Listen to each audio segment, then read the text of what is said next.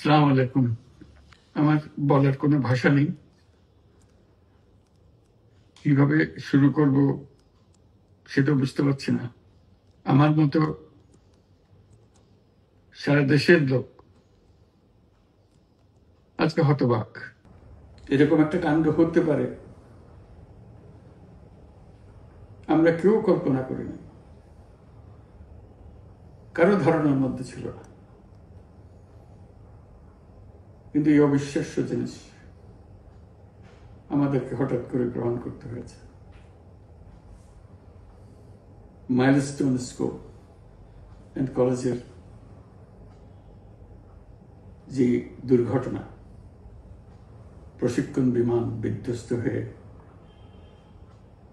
এই কচি শিশুদের উপরে ঝাঁপিয়ে পড়ল, আগুনে পুড়ে মরল। মা বাপদের আমরা কি জবাব দেব? কি বলবো তাদেরকে? আমরা নিজেদেরকে তো জবাব দিতে পারছি না। অজানা শিশুদের মুখ সবার চোখে ভেসে উঠছে। সারা জাতি হতভম্ব,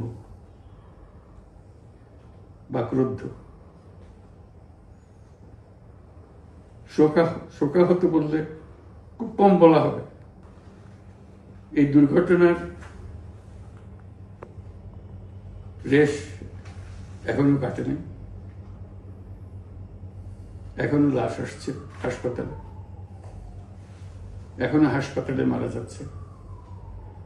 মা বাবা এখনো খোঁজ নিচ্ছে আমার সন্তান কোথায়, তাকে আর কোনোদিন চেনা যাবে কিনা। যাদের লাশ দেখছি তার মধ্যে আমার সন্তান আছে কিনা পৃথক করার তো কোনো উপায় নেই।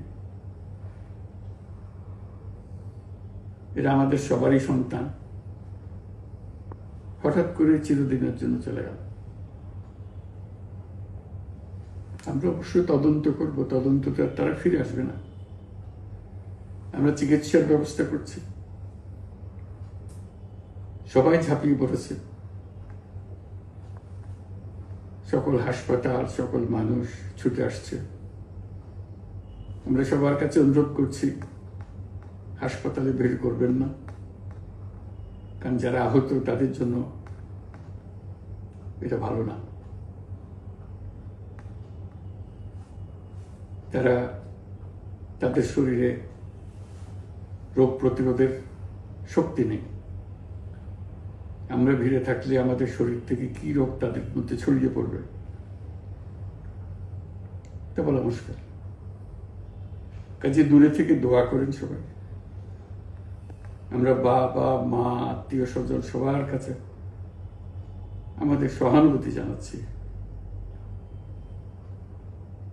বাংলাদেশের যত সন্তান আছে সবাই আপনাদের সন্তান। আমরা নিজেদের মনকে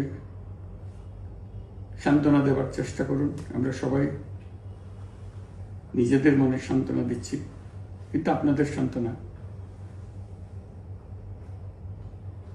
বিরাট ব্যাপার। আমরা সবাই আপনাদের সঙ্গে আছি, জাতির সমস্ত লোক আপনাদের সঙ্গে আছে। আমরা তাদের জন্য শোক দিবস ঘোষণা করেছি। আগামীকাল শোক দিবস, আমরা সবাই মিলে তাদের কথা স্মরণ করব, তাদের আত্মার শান্তি কামনা করব। আজকে থেকে সবাই তাদের আত্মার জন্য, তাদের রুহের জন্য মাগফিরাত কামনা করব। আল্লাহ আপনাদেরকে শান্তি দিন। আমাদের জাতির সবাইকে, যারা এই দুর্ঘটনায় বিধ্বস্ত, সবাইকে আল্লাহ শান্তি দিন।